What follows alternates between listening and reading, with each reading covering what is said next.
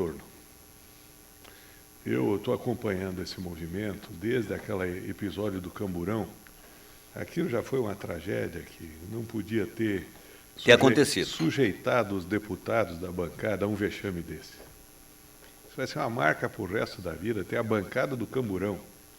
Tem até uma deputada que diz Fulaninha Camburão. Já virou o apelido dela, Fulaninha Camburão. Eu acho que quando teve aquele primeiro sinal, o gestor, Nelson, para tudo, vamos ver o que a gente tem que fazer. Como é que resolve? Vamos conversar com quem? Quais são as atitudes necessárias? Chama a liderança, cede um pouco, conversa. Fizeram pior. Marcaram o segundo episódio do mesmo jeito. Teve deputado chegando de helicóptero na Assembleia Legislativa, no pátio. Sim. Trouxeram policiais do estado inteiro. Estava previsto, tinha 10, 15 mil, 20 mil na rua. De novo, a mesma coisa, a mesma ignorância, a mesma tragédia, a mesma burrice. Agora vai para a terceira etapa, a radicalização extrema do movimento, porque não deixar o pessoal entrar no núcleo regional da educação é uma radicalização extrema. Você vê até onde eles estão dispostos a ir. E você vê a origem da coisa. Se foi uma má gestão do Estado, querer tirar do fundo de previdência esse dinheiro para repor o que é consequência de uma má gestão, é justo? Não é. Os professores sabem disso, o povo do Paraná sabe. Agora, este momento é necessário, extrema cautela, aí é que você vê a qualidade do gestor, é no temporal que você vê se o comandante do navio é bom mesmo, é na época ruim que você vê se o gestor funciona. Não estou vendo iniciativa nenhuma nesse sentido. Eu não estou vendo nada que conduza a uma solução. Eu estou vendo continuar a radicalização mais, mas agora vão descontar do pessoal. Teria sido, uma solução? Não é radicalizar do outro lado também. Eu vejo com muita preocupação. E vejo a situação das famílias, dos estudantes que não têm aula. Se fosse, eu procuraria imediatamente, vamos acertar isso. Vocês me dão prazo, mas eu vejo que também o gestor, o governador, perdeu a credibilidade, eles não acreditam mais. Mas foi uma atrás da outra. Ô Paulo, o que eu vejo também, que independente de tudo isso, que isso, eu e o Enes aqui, o Enes vai puxar pela memória, a primeira coisa que eu disse, não era para ter chegado a isso. Não era. Não era para ter chegado a isso, porque tem o zum, tem o diz, tem gente da polícia, da inteligência lá dentro, que sabe como é que funciona a coisa. Bom, ainda mais por qual assunto? Educação. Que é pior ainda, né? Que se fosse lá, estamos discutindo a guerra do contestado, entendeu? Agora, você, até politicamente, é de uma burrice. Você imagina isso, a hora que esses professores voltarem à sala de aula e começar a contar para os alunos, expor aos alunos essas barbaridades todas. E para as famílias, aquilo chega em casa. Isso, eu vejo mas assim, uma situação de uma falta Paulo, de tato, falta de competência, falta de princípios. Eu concordo com isso. Você entendeu, cara? Como é que vai? Você imagina o professor chegar na sala, Paulo, olha, mostra as fotografias, isso, olha aqui o dinheiro, de onde é que ia, de onde vinha. Agora, eu concordo, antes do Caleb e do Enes, eu concordo com tudo que você está dizendo. Agora, muita gente não quer que pare isso. Muita gente está tentando faturar em cima disso. E a gente sabe. Para você ter uma ideia, descobriu-se quem é que eles pegaram um corante, eles pegaram o chafariz lá de Toledo, entendeu? Porque o ex-prefeito votou em favor das medidas apresentadas. Aliás, um grande prefeito. O prefeito que saiu com a maior aprovação no estado do Paraná, que saiu com o maior índice de aprovação no estado do Paraná, que foi o Schiavinato. Tá. Como ele votou em favor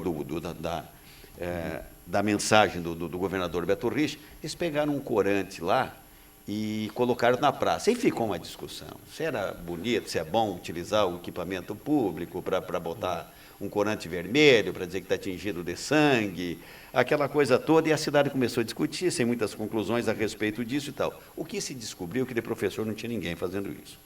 Então, 12 horas e 3 minutos, Nelson, até se você me permitir um comentário a respeito do escravinato. Ele se sujeitou a isso porque foi leal ao governador. Era do partido, o partido apoiando isso. Assim como o André Bueno, um jovem que tem um futuro imenso pela frente, boa gente, estudioso, preparado, se sujeitaram a isso. A culpa não é deles. A culpa é de quem submete o companheiro a esse tipo de situação. Eu jamais exigiria da minha gente que se passasse por um constrangimento desse. Eu acho que assim, o escravinato, veja, é triste ver um grande prefeito sujeito a esse tipo de manifestação. E como é que ele vai defender? Ele votou contra. E agora como é que explica? Eu fui leal ao governo. Por que o senhor foi leal a uma coisa dessa? No Exército tem uma coisa que diz, eu não sei se você serviu, acho que não, né? Não, eu não servi. Não. Comando errado não se executa. Isso é uma norma. Comando errado não se executa. Agora, tem um comando como esse, eu me admiro por que não chegaram ao governador. Governador, vamos achar outro jeito, desse jeito não vai dar. Nós fizeram a Assembleia com 40, 50 mil pessoas, estão mobilizados, vamos achar outro caminho. Não, foi lá e se sujeitou a isso e agora está pagando o ônus. 25 graus a temperatura em Foz do Iguaçu. A patronagem do CTG Charrua convida toda a Tríplice Fronteira para um jantar dançante, sexta-feira, 29 de maio, a partir das 20 horas, que será servido o tradicional costelão. Às 22 horas e 30 minutos começa o fandango animado pela boa música do conjunto Os Quatro Gaudérios. Ingressos na Agrofoz, Farmácia Imperatriz, Casa Campo e Lavoura e Secretaria do CTG Charrua. Quem quer dançar, balançar as pelancas na sexta-feira, vai lá no CTG Charrua, que lá é bom. Fala, Caleb. Só falando essa questão de os professores mostrar o que foi feito no dia 29 de abril, vai acontecer na UniOeste na próxima sexta-feira, dia 29, que vai marcar um mês do ato lá em Curitiba. Eles vão fazer uma exposição na UniOeste a partir das 19 horas, mostrando fotos, frases, de tudo o que aconteceu lá em Curitiba. Vai ser aberto na sexta-feira às 19 horas, vai ser aberto para a comunidade que quiser ir lá acompanhar, vai ter professores também contando o que aconteceu e vai ficar durante toda a semana essa exposição lá na UniOeste. Isso na sexta-feira abre. Aí no sábado, dia 30, às 2 horas da tarde, eles vão fazer um ato que estão chamando de sarau na Praça da Bíblia, aqui no Morumbi, que vai ter gente com poesias, música, mas durante toda essa situação eles também vão expor o que aconteceu em Curitiba. 12 horas e 6 minutos, contraponto da cultura Voz do Povo, 24,9 a temperatura, nos estúdios da Rádio Cultura, prefeito Paulo McDonald de Guise. Por que a gente diz prefeito? Porque a gramática manda que você trate as pessoas pelo cargo que ocupou, que mais dignifica, né? É isso. Então, o presidente Lula, isso, você sempre senador, vai dizer, senador e tal. Aí, a menos que a pessoa diga, não, eu prefiro ser tratado por esse adjetivo, por esse pronome, enfim. 12 horas e 7 minutos. Teve o encontro do PDT ontem? Teve. E daí? Bom, eu estava indo para casa sexta-feira, escutei um comentário que me deixou extremamente preocupado. Porque, um pouco fora de contexto, você me desculpe a franqueza. Tá. O PDT tem uma postura crítica em relação ao governo. E nós não dependemos de ministério, de coisa nenhuma, tanto que já foi colocada à disposição da presidente, já há 2 anos atrás, ela faz o que ela quer. E nós contestamos a atual política econômica. Essa política econômica de aumentar juro não leva a lugar nenhum. Já está provada essa política da recessão, essa antiga receita do FMI que o Lula conseguiu superar. Superou. Preciso que se diga que quando o Lula assumiu, nós tínhamos 38 bilhões em reservas. Hoje temos 380 bilhões de dólares em reserva. O FMI vinha aqui e ditava as normas. Quando o Lula entrou, nós somos credores do FMI. O FMI deve para o Brasil. Então, a situação mudou. E o que faz um país é o gestor algumas decisões. O que eu tenho visto da presidente, você vê, são poderes equivalentes. O Congresso e o Executivo. O que o Congresso quer? Quer nomear cargo, quer presidência disso, daquilo, o partido quer botar o diretor disso, do nosso, eles querem mandar nas estatais, querem mandar nos ministérios, e, infelizmente, o nosso executivo não teve outro caminho, na minha maneira de ver, cedeu e criou os 39 ministérios, que é um absurdo. Mas por quê? Porque tem que, senão o fulano vota contra. Se ele votar contra, não sai nada. O Enes foi presidente da Câmara. Aliás, está no meu currículo que eu ajudei a elegê-lo. Isso é um ponto positivo para mim. Ajudei a eleger um mineiro. Parabéns. Presidente da Câmara. Alguma coisa positiva está aparecendo no currículo. Vamos não, lá. e você sabe que a situação aí, se ela não cede, eles não votam. Votam contra o orçamento. Você vê, mandou medidas, eles boicotam, o Congresso sabota. O seu Eduardo Cunha está envolvido nesses lava-jato, nessa coisa. Está sob processo. O Renan Calheiros também, um é presidente do Senado, outro presidente da Câmara. Ela não tinha mais condição de diálogo com eles. Pediu para o vice Michel Temer, que é o vice-presidente, tentar uma negociação. Porque, infelizmente, a nossa Constituição é assim. Agora, o nosso partido deixou claro, e a nossa bancada votou integralmente contra os 19, contra o ajuste financeiro proposto Mas, pelo prefeito Levy, Paulo, o ajuste fiscal. prefeito Porque Paulo, você não pode, tá certo, você não pode gastar mais do que você tem. Ok. Mas quando você precisa economizar, você vai economizar onde realmente é importante. Corta o secundário, não o principal. Corta, por exemplo, eu achava um absurdo ter 300 milhões de reais para o ministro da Cultura, que era a senadora Marta, para dar Vale Cultura para o trabalhador e a teatro. Tem muita outra coisa mais importante. Se você pegar o orçamento da nação, você tem onde enxugar. Por exemplo, você quer ver um absurdo cometido aqui na nossa cidade? 16 milhões de reais emprestado para o povo de Foz pagar para trocar o sinaleiro da cidade. Isso é um crime. Eu quero dizer população de Foz do Iguaçu. Não, eu preciso falar isso. Eu sei que anuncia na rádio. Não mistura. Não mistura, que daí nós vamos baixar o nível da conversa. Mas 16 milhões a Fostrans para trocar o sinaleiro da cidade, isso é um crime que não tem nome. Podia asfaltar as estradas rurais, fazer mais, duplicar João Paulo II, fazer trincheiras ligando o sul com o norte. Podia melhorar, fazer sinaleiros auxiliares para facilitar o trânsito. Vai usar dinheiro emprestado do país para fazer isso que o povo depois vai ter que pagar. Isso não tem, população de Foz do Iguaçu, não tem nome. Esse crime não tem nome. Como não tem nome o crime de deixar as creches fechadas e as crianças sem creche, as creches apodrecendo, sendo destruídas, e nós não fazemos nada, e nós vamos pensar em Brasília, porque não sei o quê, porque a Petrobras está na nossa cara.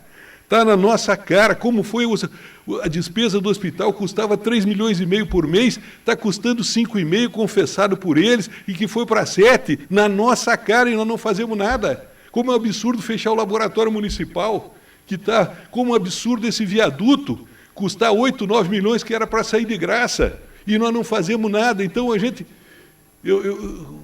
a população de Foz do Iguaçu... Agora, Paulo, agora são 12 horas e 12 minutos. Tá bom, Nelson. A explicação oficial... Peraí. A explicação oficial.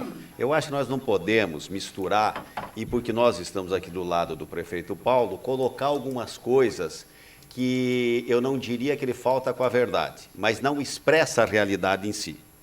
E não expressa.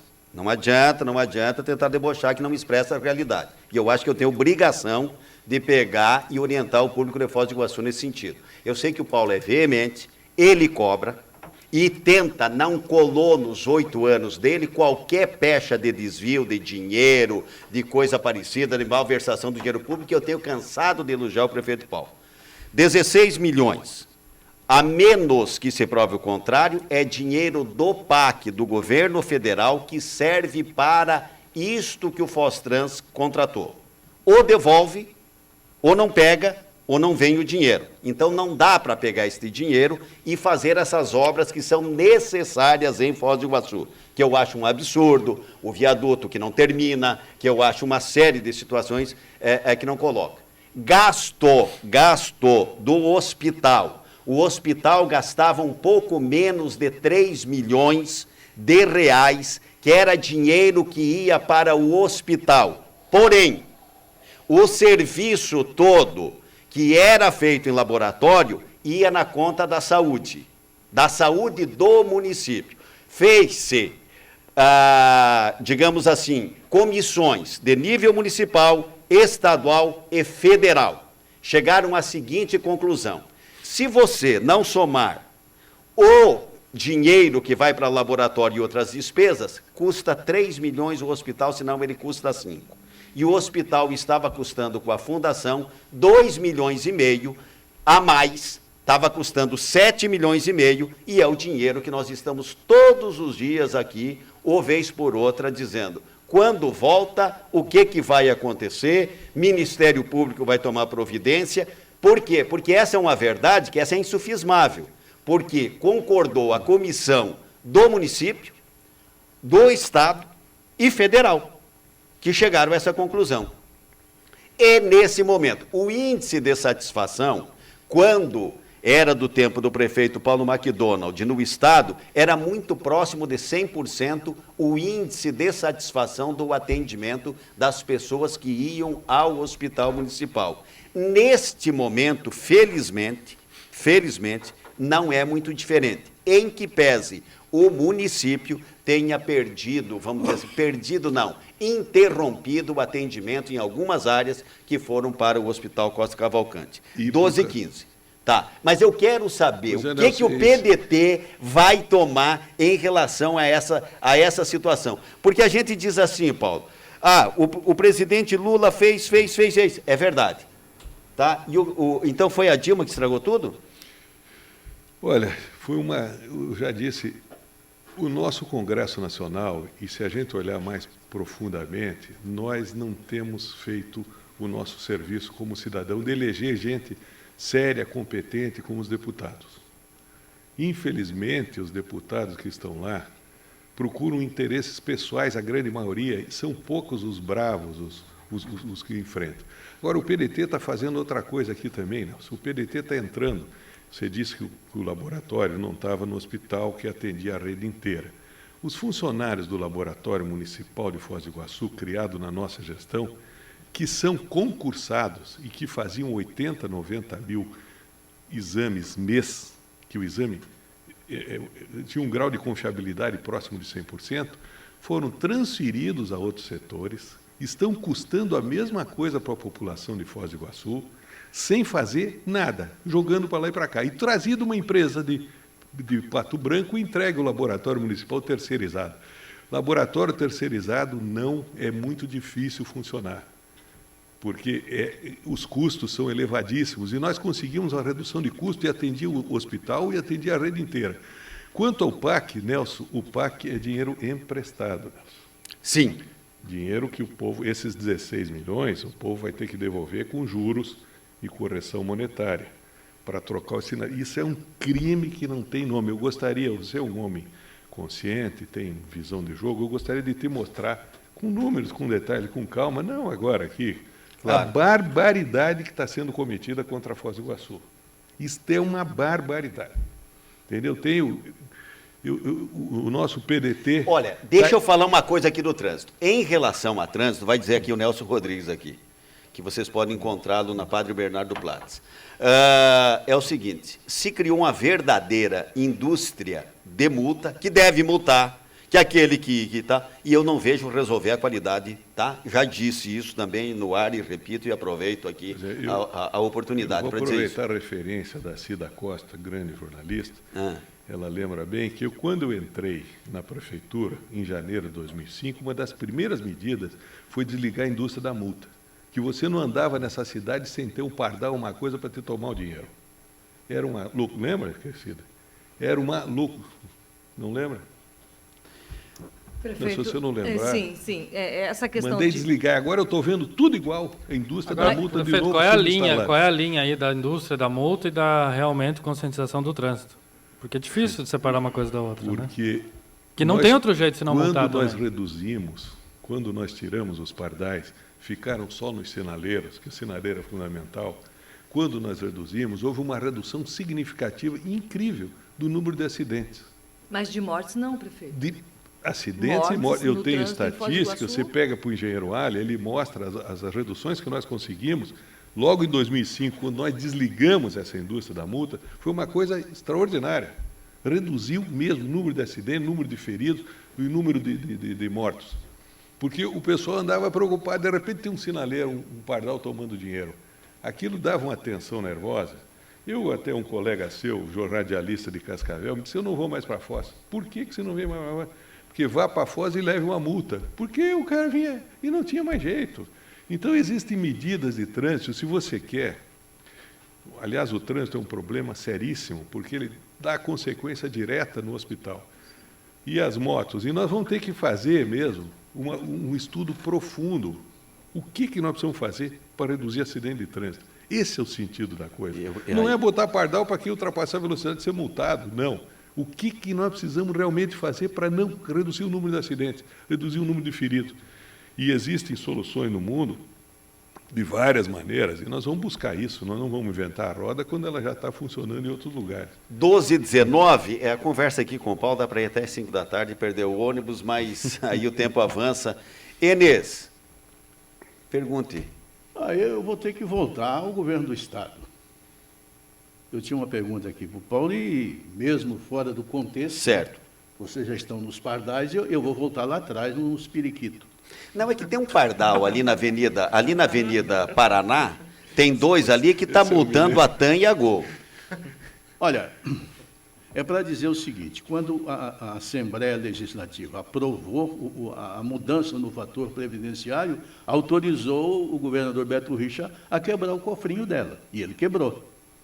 Eu estava vendo esta semana, já se retiraram 523 milhões de reais do Fundo Previdenciário. O governo tirou 443 milhões, e uma coisa que eu não sabia, prefeito, a Assembleia também tem direito de sacar dinheiro, e o Tribunal de Contas do Estado também. Quer dizer, o avanço é geral. É geral. Juntos, 44 milhões e meio sacaram em pouco menos de 15 dias. Esses 8 bilhões não vai até o fim do ano. Hein? Não vai aguentar. O que o senhor acha? Olha, o Paulo, só para corroborar em cima dessa tua pergunta, de todos os deputados que eu vi, muitos discursos bem abalizados e alguns até muito bem concatenados no sentido de fazer a defesa, porque quem paga é o Tesouro, não é verdade que vai faltar dinheiro para aposentadoria e tal, e eu tenho aquela história, quem pegou foi o outro, eu não tenho dinheiro para devolver, e papapá, e daí nós vamos ficar para...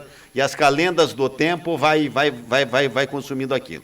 Pelo sim, pelo não, o deputado Ademir Bier, quando ele foi sustentar o não do seu voto em favor da mensagem do governador, ele disse o seguinte, uma coisa que me chamou a atenção, e depois, particularmente, inclusive, quinta-feira, estava com ele pessoalmente, que ele fez o seguinte discurso: ora, em janeiro, início de fevereiro, se tanto, nós da Assembleia, falando aos pares dele, aprovamos um pacote de medidas que vai permitir um aumento de 10 bilhões no cofre do governo estadual. Por conta do quê? De aumento disso, das taxas, de imposto, IPVA e por aí vai. Tudo, aumentou tudo. Ora, 2 meses se passados, vem o governador e pede mais 8 bilhões e meio. E daqui a 60, 70 dias? Daí como é que faz? Onde é que está o seguinte? Então, o que dizia o deputado Ademir Bier? Votar a favor de que o governo lance mão do dinheiro não é o problema. Mas eu quero saber por quê.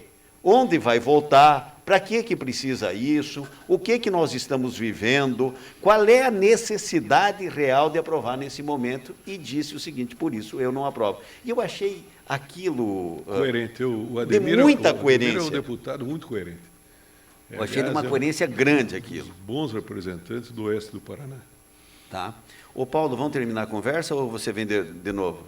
Olha, Nelson, eu gosto muito de vir aqui, porque toda vez que eu venho aqui, eu saio daqui, o povo me encontra, buzina, faz sinal. Eles falam mais mal de mim, né? Não, eu... Tu gosta, né? Gostam. Não, daí tu pega uma Liana, começa lá, olha aqui, o Paulo falou, pô, Nelson, eu conheço. Não, eles gostam que eu venho aqui, a população de Foz gosta, faz sinal, para na rua, o motoqueiro faz sinal de... Agora que esse programa repercute, repercute. Repercute, sem dúvida nenhuma. Eu até eu sinto saudade que eu tinha um programa aqui das 8 às 10, né? E eu vou dar um jeito de arrumar, de voltar para as 8 às 10 todo sábado. Mas você vai ganhar a eleição para prefeito, não? Não sei se eu sei candidato. Não, se você ganhar a eleição para prefeito, você está aqui, ó, está à disposição. Não, mas eu não vou aguentar até a eleição, vou ter que vir antes, viu? Porque para contar as coisas todas que estão acontecendo nessa cidade, os crimes contra essa população cometidos pelo governo municipal, eu tenho que voltar. Olha, antes. Paulo, 12h24, eu agradeço a presença do engenheiro Paulo McDonald aqui. Não, o Paulo ele vem aqui, é o seguinte, olha aqui, ó, comemos intervalo comercial e tal, e depois é o seguinte, e tem uns apaixonados pelo Paulo, que é natural, e umas apaixonadas, principalmente as apaixonadas, entendeu? E daí ele não deixou... mas não deixou o prefeito falar, ele tinha que falar mais um pouco. Só para e tal. finalizar, ele tirou o pardal e colocou o furão, né? E isso ele tem que lembrar também, né? Quem? O Paulo? Perfeito. Se no sinaleiro eu falei, Mas o o sinaleiro furão- é mas o fundamental. furão- mas o furão você também. passar sinal vermelho, você está arriscando a vida de todo mundo. Mas e o pardal idem, Olha, por exemplo, o na quê? Baixada da República Argentina, lá é Cidinha, um festival. você O entende negócio é o muito seguinte. de trânsito. Eu trago os engenheiros nossos para Ó, discutir o com você. negócio é o seguinte, claro. Se nós fôssemos comparar a existência dos 3 estados no além, claro que ao tempo do Paulo não era o inferno, não era purgatório, mas estava longe de ser paraíso. Vamos para o intervalo comercial e aí nós voltamos para o final do programa.